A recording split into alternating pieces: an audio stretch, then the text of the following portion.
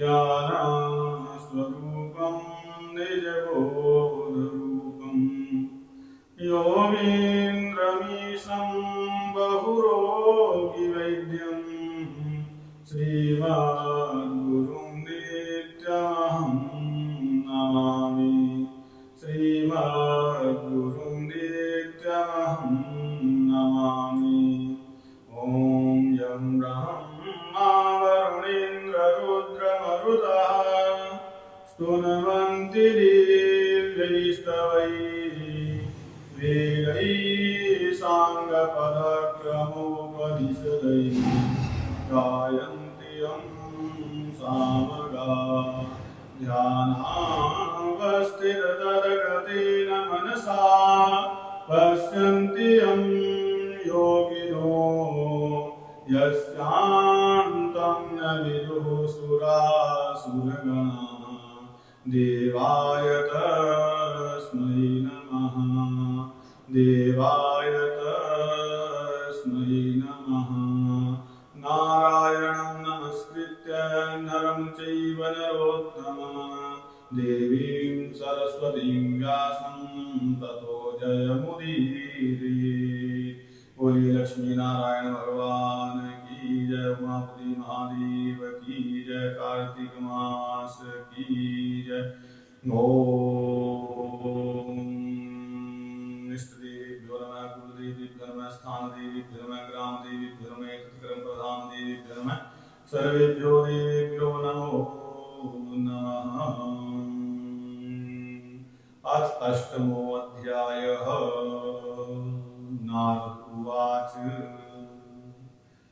8वें अध्याय में नारद जी कहते हैं कि ही राजन, अथोर्जवर्तिनः पतिनः सम्यक् उद्यापन विधिर्नृप तं शृणुष्वमयाख्यातं सविधानं समासतः।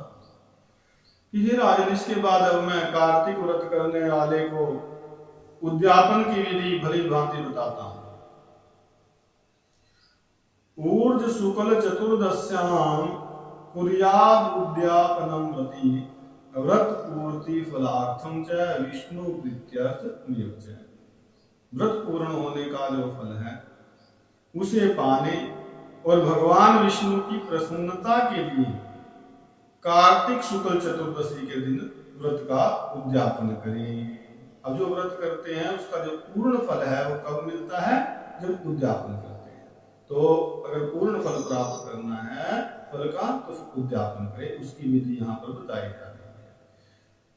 दूसरे, तुलस्या उपरिष्ठातु कुर्यान मंडपिका शुभां शैतोरणं चतुर्द्वारां पुष्पचामर शोभितां। तुलसी के ऊपर तोरण युक्त 4 द्वारों का फूल और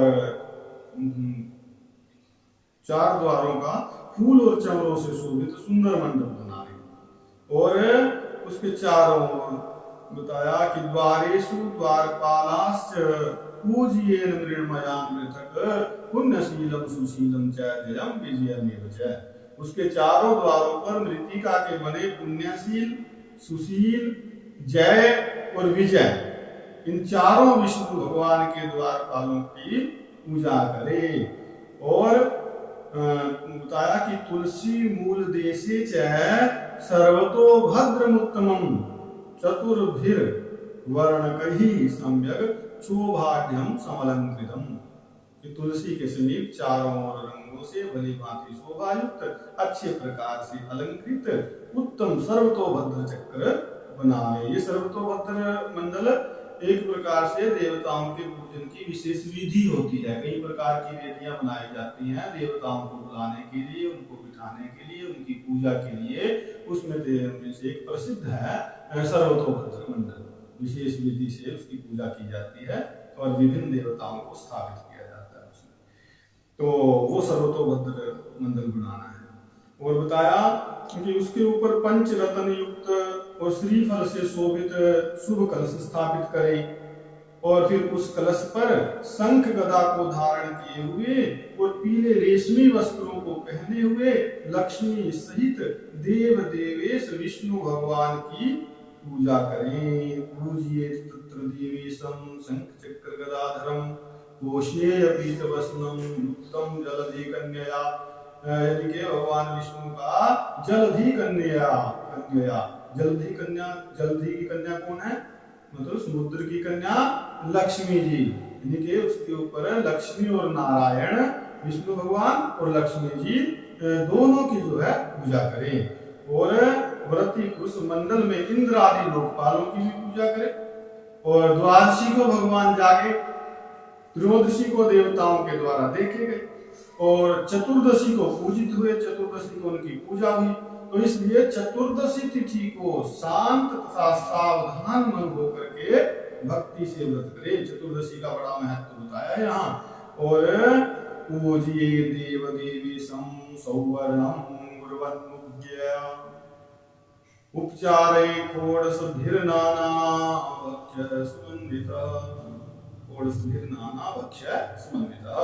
ये गुरु की आज्ञा लेकर के देव देवी श्री भगवान की सुवर्ण की प्रतिमा बनवाकर, सुवर्ण मतलब सोने की मूर्ति बनवा करके नाना प्रकार के भोजन युक्त 16 उपचारों से उनका पूजन करे। कई प्रकार से देवताओं की पूजा की जाती है।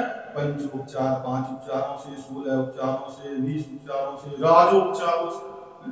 तो 16 चीजें जो चलाई जाए, 16 प्रकार से जब पूजन किया जाए तो उसको षोडशोपचार कहते हैं। और यहाँ सोने की मूर्ति स्थापित करनी बताई है, तो सोना बहुत महंगा हो गया है। अब हर कोई स्वर्ण की मूर्ति स्थापित नहीं कर सकता। कई लोग कहते हैं हमने दिया, लेकिन नहीं, हमारे धर्म के पूजा विधान में बहुत छूट दी गई है। ये सारी व्यवस्था ऋषि मुनियों ने ऐसे ढंग से की जिससे धन के कारण कोई भी मनुष्य धर्म से दूर ना हो, पूजा पाठ से दूर ना हो। गरीब अमीर सब अपने सामर्थ्य के अनुसार पूजा कर सकता है। स्वर्ण सर्वश्रेष्ठ धातु है, तो इसलिए स्वर्ण का यहाँ पर वर्णन आया। अगर सामर्थ्य है तो स्वर्ण की, अगर कोई स्वर्ण की नहीं कर सकता, ऐसी और बहुत पूजाओं में ना विधान मिलता है, कलशों का, मूर्तियों का, तो वहां छूट होती है। सबसे पहले तो यह है कि हम सर्वश्रेष्ठ की पूजा कर रहे हैं, तो उसके लिए सर्वश्रेष्ठ वस्तु हो। लेकिन अगर सामर्थ्य से बाहर है तो पहले नंबर पर जो है स्वर्ण का। अगर स्वर्ण की नहीं है ये मूर्ति, हम स्वर्ण की नहीं ला सकते, तो कोई बात नहीं भाई, छूट है, वहां चांदी के ले आओ। अगर चांदी के भी हम पात्र नहीं ला सकते, यज्ञों में पात्र भी तो होते हैं ना, सोने के, स्वर्ण के लिखे हैं, ऐसी मूर्तियां। तो चांदी, अगर चांदी की भी सामर्थ्य नहीं है तो तांबे की ले आए। जी तांबे की भी नहीं ला सकते कोई बात नहीं, आप पित्तल की ले आओ। जो पित्तल की भी नहीं ला सकते तो पात्रों में उनके लिए मृणमय पात्र भी मिट्टी के ले आओ ना, वो तो सबके लिए सुलभ है। इसी प्रकार से मूर्तियां हैं, सोना नहीं तो चांदी, नहीं तो तांबा, नहीं तो पित्तल, और वो भी नहीं है तो उषा ना, दूर्वा उषा की मूर्ति बना करके वो रख दे, वो सबके लिए सुलभ है ना। क्योंकि ऋषि मुनि जानते थे, वो तो वनों में रहते थे, सब वस्तुएं तो होती नहीं थी। अब जो राजे महाराजा लोग हैं, अमीर है, धनी सेठ है, उनके लिए तो सब कुछ सुलभ है, वो अपनी वैसे पूजा करे सामर्थ्य के अनुसार। और जो गरीब है, धन नहीं है, वो धन के कारण अपने को पूजा पाठ से, इन कर्मों से दूर ना करे, उसके लिए सुलभता है, विकल्प दिए गए हैं। ठीक है, तो वो कुशा से, यानी कि अपनी सामर्थ्य के अनुसार ऐसा करे। लेकिन हाँ, यहाँ ये भाव जरूर है, ये समझ लेना कि हम श्रेष्ठ की पूजा कर रहे हैं, उसके लिए श्रेष्ठ अच्छे से अच्छी चीज ला कर दें, चाहे उनके खाने की है, चाहे उनके पहनने की है, जो अपने को अच्छी लगे उससे भी अच्छी लाने का हमें प्रयत्न करना चाहिए। और अगर सामर्थ्य ही नहीं है तो कोई बात नहीं। सरल तो और भी बहुत कुछ बताया, इससे भी सरल पद्धति है पूजा पाठ की। अगर ये कुछ भी नहीं है तो सब मन से भी किया जा सकता है। और मन में तो कुछ भी ना, धन की व्यवस्था है, ना कोई नौकर चाकरों की व्यवस्था है, ना कोई ज्यादा भाग दौड़ है, क्योंकि मन ही सबसे ज्यादा भाग दौड़ करने वाला है। इसी को लगा दो, आंखें बंद करके बैठो और मन से अच्छी अच्छी वस्तुएं लाओ, बढ़िया सोने की और हीरे जड़ी हुई मूर्ति स्थापित करो ना, और उससे पूजा करो ना, अच्छे अच्छे उपचार ला करके भगवान की पूजा। ऐसा भी विधान हमारे शास्त्रों में मिलता है। और वो श्रेष्ठ होता है। कोई ऐसी बात नहीं है तो सामर्थ्य के अनुसार करनी है, ठीक है, मेरी बात को अन्यथा ना लें, जिसकी जैसी सामर्थ्य है वैसे, लेकिन शास्त्र में जो लिखा है यहाँ वो मैंने बताया। और इसके बाद बताया कि रात्र उजागरण कुर्यात् गीत वाद्यादि मंगलैः ततः प्रभाते विमले कुर्यान् नित्य क्रियान् नरः होमं कुर्यात् ततो विप्रान् संतर्प्य प्रेतात्मवान् सत्यातु दक्षिणां दद्यात् साठ्य विवर्जितः। कि रात्रि में गीत वाद्य आदि मंगल कार्य कर्म करके जागरण करें, प्रभात होने पर मनुष्य नित्य क्रिया अर्थात स्नान ध्यान संध्योपासना आदि कर्म करे, और इसके बाद जो है हवन करे, ब्राह्मणों को भोजन करावे। लेकिन हाँ, वो जो मैंने बातें अभी बताई है कि अपने सामर्थ्य के अनुसार बताया कि फिर सठता भी नहीं करनी है। अगर सामर्थ्य है और फिर हम लालच करें, कृपणता दिखाएं, वो ठीक नहीं है। यहाँ लिखा कि साठ्य विवर्जित है, यानी कि धन की सठता को छोड़ करके, कृपणता को छोड़ करके अपनी सामर्थ्य के अनुसार अर्थात लोभ को त्याग करके अपनी शक्ति के अनुसार यहाँ पर दक्षिणा दे। और हे राजन, इस प्रकार वैकुंठ चतुर्दशी का व्रत जो भी करता है वह मनुष्य इस चतुर्दशी व्रत के मात्र से ही, चतुर्दशी व्रत के प्रभाव मात्र से ही वैकुंठ को प्राप्त हो जाता है। वैकुंठ चतुर्दशी का महत्व जो है सैकड़ों वर्षों में देवता और शेषनाग भी कहने में समर्थ नहीं है। तो जो मनुष्य भगवान के जागरण में भक्ति से गान करते हैं उनके बारे में बताया कि गानम कुर्वन्ति ये भक्त्या जागरे चक्रपाणिनः जन्मांतर सतोद्भूतैस्ते मुक्ताः पाप संचयैः। जो मनुष्य भगवान के जागरण में भक्ति से गान करते हैं वे सैकड़ों जन्म में उत्पन्न पाप समूह से मुक्त हो जाते हैं। सैकड़ों जन्मों में भी जो उन्होंने पाप इकट्ठे किए हैं उनसे भी छूट जाते हैं, वो सारा कर्म उतर जाता है, ठीक है ना, पापों का। और नारायणाजिरे विष्णुर्गीतम नृत्यम च कुर्वताम गोसहस्रम च ददताम यत् फलम समुदारितम। नारायण के आंगन में विष्णु जी के निमित्त गान और नृत्य आदि करता हुआ और कौतुक को दिखाता हुआ रात्रि में जो जागरण करता है और विष्णु जी के चरित्रों का जो पाठ करता है, उनकी कथाएं उनकी लीलाओं का वाचन करता है, वैष्णवों को प्रसन्न करता है, उसको भगवान विष्णु सालोक्य मुक्ति देते हैं ना। वैष्णव को प्रसन्न, अब वैष्णव लोग कैसे प्रसन्न होते हैं वो भी हमें पता लग गया है कि भगवान के भजनों से, उनकी लीलाओं के गान से, उनके चरित्रों को पढ़ने से वैष्णव लोग प्रसन्न होते हैं। तो उनको जो कोई प्रसन्न करता है इस प्रकार उसको भगवान अपनी सालोक्य मुक्ति दे देते हैं, अपने लोक में बुला लेते हैं। और पठन विष्णु चित्राणि यो रंजति वैष्णवान तस्य पुण्य फलम विष्णु सालोक्यम च प्रदास्यति। तो हो गई। और जो मुख से बाजा बजाता है, स्वेच्छा लाभ अर्थात वितर्कवाद को त्याग देता है, फालतू की बातें नहीं करता, हाँ? और इन भावों से जो प्राणी हरि का जागरण करता है, बताया कि दिनों दिन उसका पुण्य जो है कोटि तीर्थ फलों के समान हो जाता है। और पूर्णमासी को पत्नी सहित फिर उत्तम 30 ब्राह्मणों को, अब यहाँ बताया कि 30 ब्राह्मणों को पत्नी सहित, और यदि सामर्थ्य ना हो भाई तो कोई बात नहीं, फिर एक को ही अपनी शक्ति के अनुसार निमंत्रण दे, न्योता दे, क्योंकि विष्णु वर दे करके मत्स्य रूप हुए थे इस दिन, और इसलिए पूर्णिमा में ये दान देना है, ब्राह्मण भोजन कराना है, होम करना, इसमें दान देना, जप करना, ये सब जो है अक्षय फलदायक होता है। तो इसलिए जो है व्रती उन ब्राह्मणों को जिनको निमंत्रण दिया है उनको अपने घर बुला करके खीर आदि अन्न का भोजन कराए, ठीक है।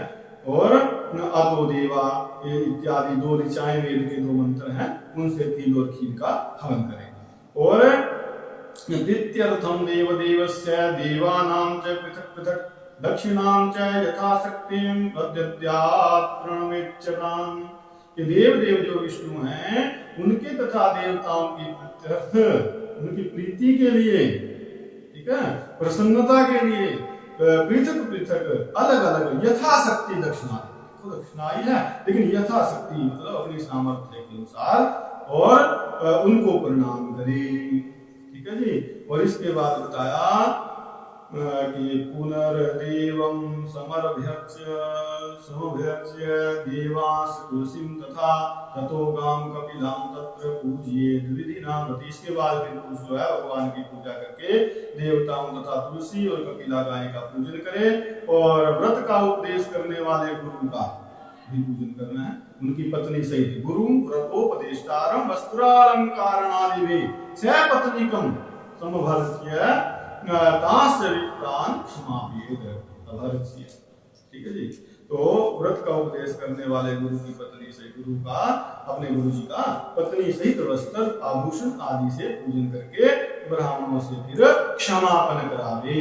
फिर प्रार्थना के मंत्र दिए उसके क्या कि युष्मत् प्रसादाद देवेशः प्रसन्नोऽस्तु सदा मम व्रतादस्माच्च यत् पापं सप्तजनं कृतं मया तत्सर्वं नाशमायातु स्थिरा मे चास्तु सन्ततिः मनोरथाश्च सफला सन्तु नित्यं ममार्चया देहान्ते वैष्णवं स्थानं प्राप्नुयामति दुर्लभम्।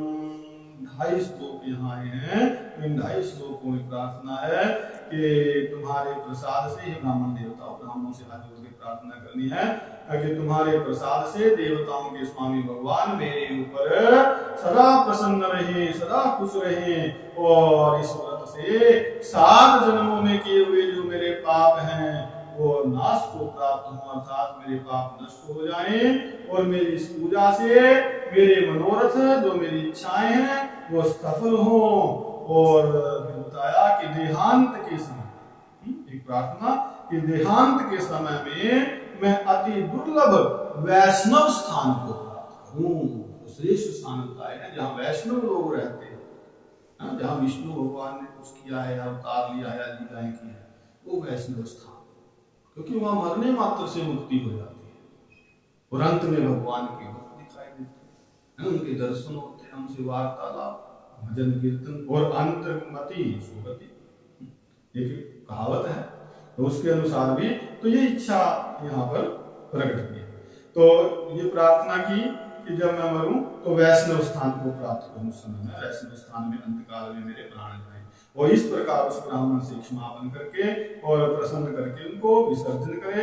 व्रत इस पूजा को गौ समेत अपने गुरु के नाम दे, और तब जो है भक्तिमान पुरुष मित्रों समेत स्वयं भोजन करे। कार्तिक में अथवा माघ में इसी प्रकार की विधि कही गई है, मिलती जुलती विधि है कार्तिक की भी माघ की भी। तो बताया एवं यह कुरुते सम्यक कार्तिकस्य व्रतम न रहा विपापमा सर्व कामार्थो विष्णु सानिध्य वो भवे। कि जो मनुष्य इस प्रकार कार्तिक का व्रत भली भांति करता है वो पाप रहित और सब कामनाओं से मुक्त होकर के विष्णु जी के समीप वो प्राप्त करता है। और सर्वव्रत ही सर्वतीर्थ ही सर्वदान ही यत् फलम तत्कोटि गुणितं ज्ञेयं सम्यकस्य विधानतः। कि संपूर्ण व्रत और संपूर्ण तीर्थ और सब प्रकार के दानों से जो फल प्राप्त होता है उससे भी कोटि गुना, कोटि मतलब करोड़ गुना फल जो है इस व्रत के विधान से प्राप्त होता है। कहा कि ते धन्यास्ते सदा पूज्यास्ते साम च सफलो भवः विष्णु भक्ति रता ये स्युः कार्तिक व्रतकारिणः।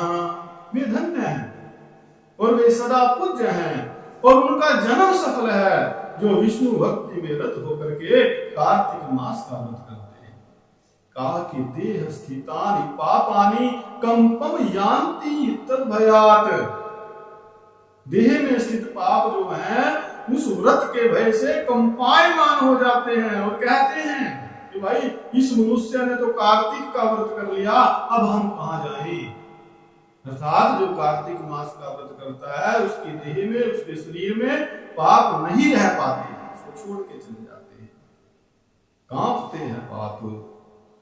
क्या तो इत्युर्ज व्रत नियमात् शृणोति भक्त्या यो वै तान् कथयति वैष्णवाग्रतोऽपि तौ सम्यग् व्रत नियमात् फलं भवेत् यत् तत् सर्वं खलु सुविनाशनं लभेत्। इस प्रकार जो है कार्तिक व्रत के नियमों को जो भक्ति से श्रवण करते हैं और वैष्णवों के आगे कहते हैं, सुनाते हैं, वे सब पापों के नाश करने वाले फल को प्राप्त करते हैं।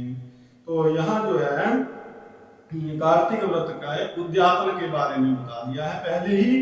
अभी कार्तिक तो बहुत है, अध्याय काफी है, और 8वें अध्याय में ही महात्म ने बताया। प्रश्न उठता है क्यों? क्योंकि जब तक ये कार्तिक का व्रत पूरा होगा, पूर्णमासी आएगी, उसके पहले पहले अपनी सामर्थ्य के अनुसार हर कोई तैयारी कर ले ना उद्यापन की। और जो इसके नियम है वो भी बता दिए, कैसे रहना है। किसी नियम तो पहले पता होने चाहिए, तभी हम व्रत करेंगे। अब आगे जो है और भी प्रश्न है, आगे प्रश्न करेंगे पृथु राजा तुलसी के महत्व के बारे में। तुलसी का बड़ा महत्व बताया भगवान की पूजा। तो क्यों ये तुलसी कौन थी ना, इसकी पूर्व जन्म की कथा है। क्यों भगवान को इतनी प्रिय हुई, क्यों इतनी पूजा हुई, बड़ी सुंदर सुंदर कथाएं आगे हैं। तो 9वें अध्याय में तुलसी की बड़ी सुंदर कथा आएगी। आज 8वां अध्याय जो है, 8वां अध्याय यही विश्राम को प्राप्त होता है। बोलिए कार्तिक मास की जय, लक्ष्मी नारायण भगवान की जय, शंकर भगवान की जय, सभी देवी देवताओं की जय, सभी सिद्धों की जय, सभी संतों की जय, सभी भक्तों की जय, सभी मित्रों की जय, सभी तीर्थों की जय हो। बोल अपने अपने गुरु महाराज की धर्म की जय हो, विनाश हो, सद्भावना हो, कल्याण हो।